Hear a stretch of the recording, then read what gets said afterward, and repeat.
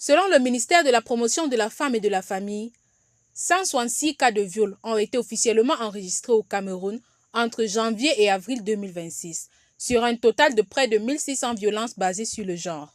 Derrière ces chiffres officiels, le drame reste massif et la première difficulté réside dans le silence des victimes.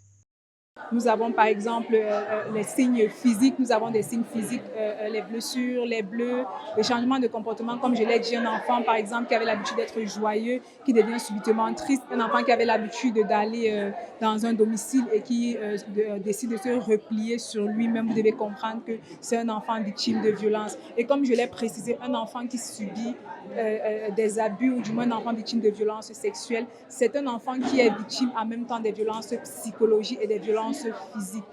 Dès qu'une agression est identifiée ou relevée, la prise en charge médicale immédiate constitue une priorité absolue.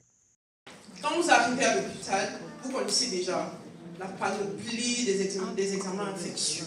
Sauf que ce ne sont pas des examens qui se font une seule fois. Je vous prends le cas du test de VIH, bien évidemment. Syphilis, chlamydia, hépatite B, hépatite C.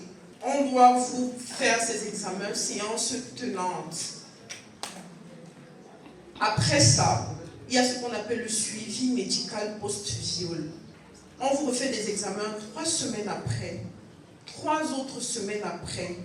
Et je précise que quand vous arrivez à l'hôpital, vous êtes directement mis sous antibioprophylaxie. Le traitement des blessures physiques laisse ensuite place au long processus de réparation psychologique. Lorsqu'une survivante arrive à s'ouvrir face à une personne, il faudrait que cette personne puisse être capable d'accueillir sa souffrance. Et nous avons notamment parlé de l'écoute active, de la relation d'aide entre une personne et une autre personne. Beaucoup de gens qui vivent des violences sexuelles ou plusieurs types de violences n'ont pas ce courage-là de s'exprimer. Des fois même, ils ont honte. Et la musique, justement, constitue ce moyen d'expression. Car si tu ne peux pas t'exprimer avec ta bouche, tu t'exprimeras avec un instrument. La musique agit aussi sur le cerveau car elle soulage et elle augmente la neuroplasticité. La musique peut t'occuper à penser à autre chose au lieu de penser à tous les jours à ce traumatisme-là.